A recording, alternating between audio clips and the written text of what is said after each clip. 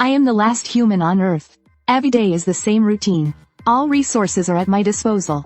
I move my bedroom to the middle of the road. Use ancient artifacts as chamber pots. There's no need to wear clothes. I wake up at 6 every morning. Grab breakfast from any store. Then feed oats to my chickens. Pick some strawberries for dessert. Water the corn with a fire truck. Fill the generator with gasoline. Then broadcast on the radio channels. As usual, no response. It's been like this for 3 years. Afterward I head to the biggest stadium. Play a World Cup final with mannequins. I dribble and score alone. Then shout to the sky. With me the national team would have qualified long ago. By now I've done everything for the day. Yet only 2 hours have passed. I sit with the mannequins. Pass time with movies from all over the world. Finally night falls. The most exciting activity of the day begins. I stretch lazily. Walk into the underground garage. Today I choose a Lamborghini. Speed down the highway. Feeling the thrill of speed and passion. I roar and stand up. Expressing my inner loneliness. Suddenly I spot a figure ahead. Quickly swerve the wheel. The car stops in time. It hits the nearby guardrail. I ignore the injuries on my face. Shine a flashlight ahead. Feeling both nervous and excited. A girl holding a sheep stands before me. She's more excited than I am to see another person alive. She bursts into tears, then jumps into my arms. I feel her warm embrace. Sure now that I'm not alone in this world. Back at the base, I give her all the best food. She says she came from Lhasa. When the apocalypse began, there were rumors that high-altitude areas could avoid disaster. So many people went to Tibet. But eventually they all died. The girl once received a satellite signal, indicating a human settlement in the north. She began her journey with just a sheep. It took her 9 months. I was the first person she met. As she told her story, I tried connecting the satellite TV. And it worked. A foreign leader appeared on the screen, inviting survivors worldwide. When we saw crowds on the screen, we couldn't contain our excitement. We cheered wildly. People. There were really people, and so many of them. That night the girl and I agreed to head to the nearest survivor city, Beijing. The next day we prepared supplies, released the chickens that kept me company for 3 years, set off in a G-Wagon full of hope. We came across a melon field. I collected some communication equipment. I turned out to be the last man on Earth. How would it feel to know you're the last man on Earth? I was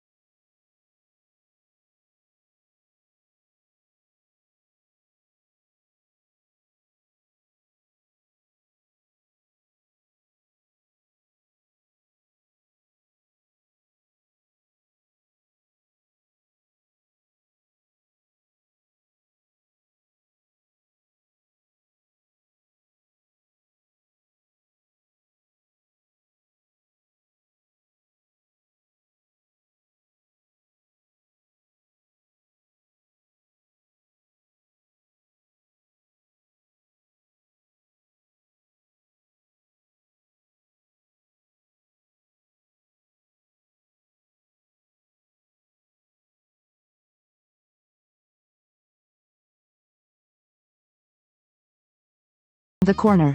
A few armed women stopped us. I instantly got nervous. I messed up my hair to hide my face.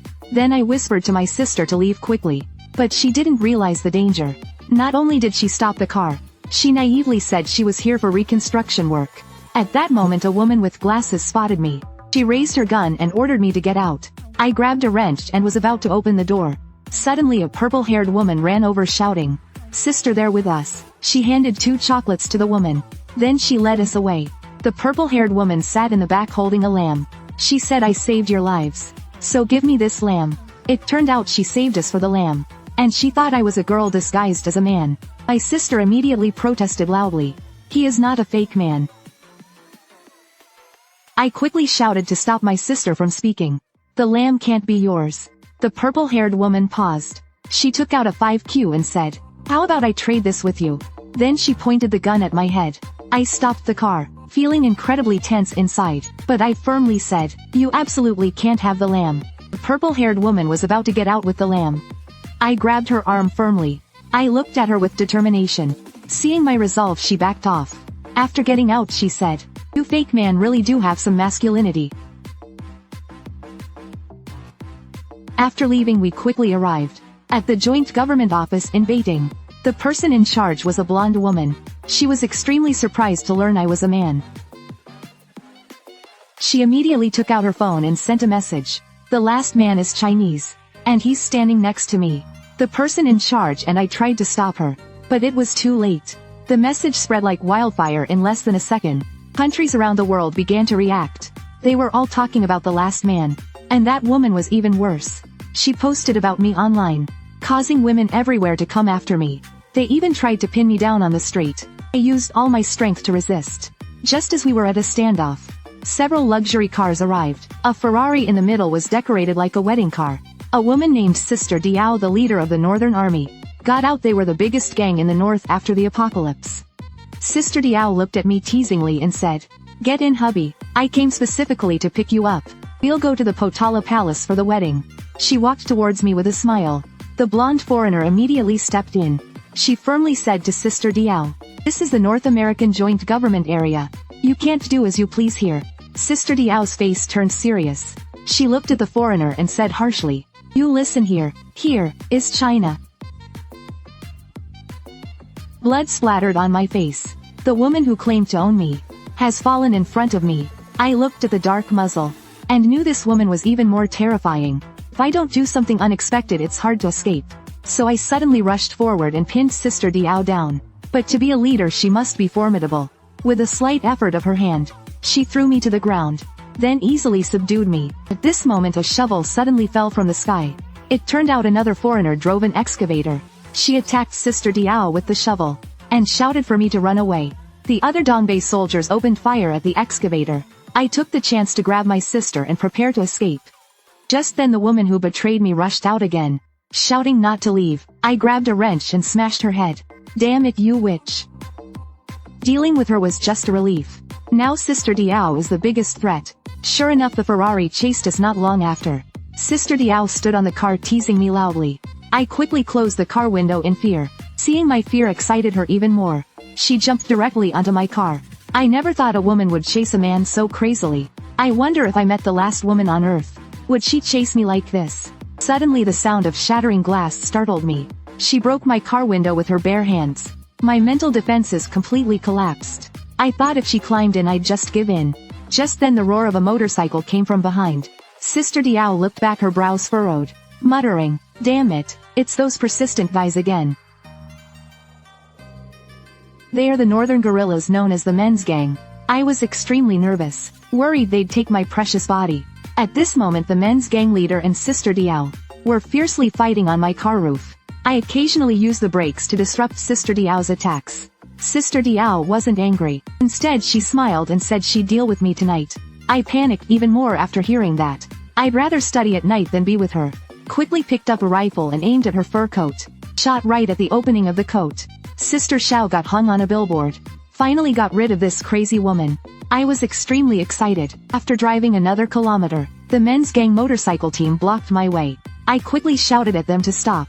"Don't come any closer. I know martial arts." The leader looked at me seriously and said, "We don't want your body. We need your spirit, because we are the men's gang. In this era of women we fight for men's rights. You, the last man, are our spiritual symbol. If you are willing to stay, we will protect you well." I didn't think much after hearing this. I immediately refused, saying I needed to study. Surprisingly, they didn't make it difficult for me. They even gave me weapons and gasoline. I was very touched by their enthusiasm. Made a man's gesture, and shouted their slogan, "Men never die. Fight for men." These fake men got excited instantly, started cheering wildly.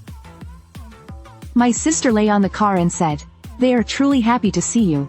But I told her, "They're all fools. Let's run quickly." This time I learned my lesson. Disguised myself as a woman.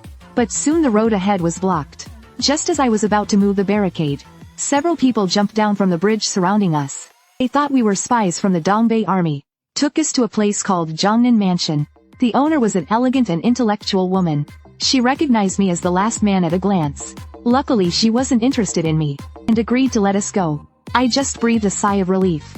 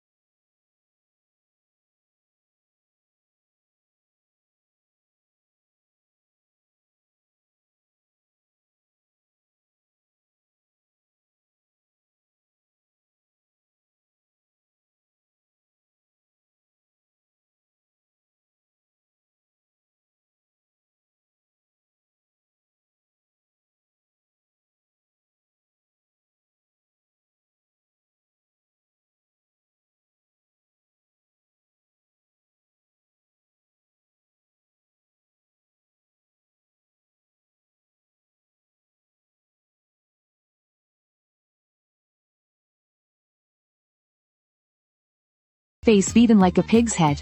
4 words flashed through my mind. Life is hopeless. Footsteps approached from behind. I knew without looking it was the director and my sister. My sister's comforting words were useless. I quietly asked the director, "Why have women in the world become so powerful?" The director said, "So far, no one knows the reason. If you want to know why, you have to pull yourself together and find out." I looked at her puzzled. "Are you really going to let me go? Don't you want to keep me the last man?" The director coldly said, "Keeping you here will only cause more trouble. Besides, in my eyes you're not even a man. When men face setbacks, they don't cowardly run away like you. In my eyes, you're more like a child leaving home for the first time. What you need now is not strength but willpower, and the determination to find answers." After saying that, he took out a photo and continued, "This person is a biologist. Since there are no men left in the world, she has saved 16 sperm banks and conducted thousands of artificial insemination experiments. But all have failed. She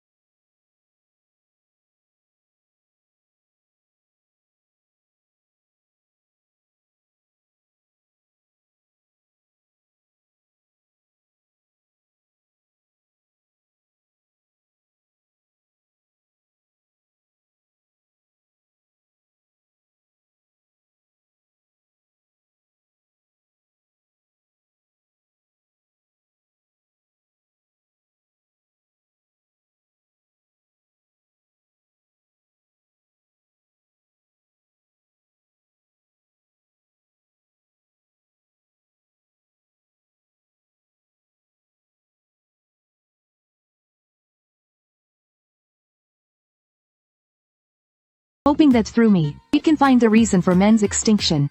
But as soon as we stepped out we were surrounded by guards. It turns out Hong Ying had already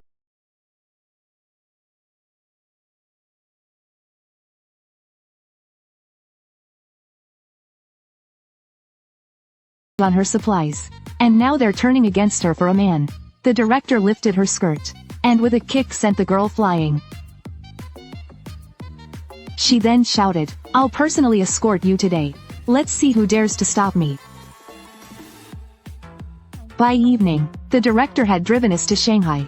Looking at this silent city, it's hard to imagine its past glory. Occasionally there were pedestrians on the streets. All were women. Suddenly, 3 suspicious figures appeared in an alley.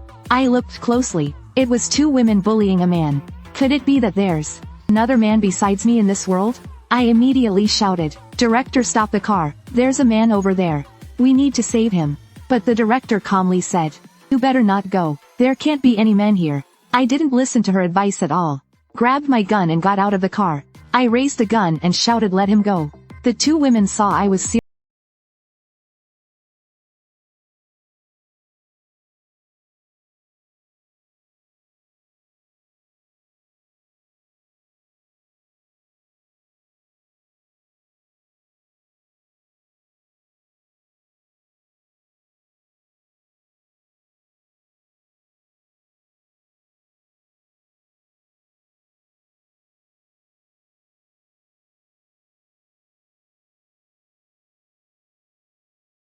Legs.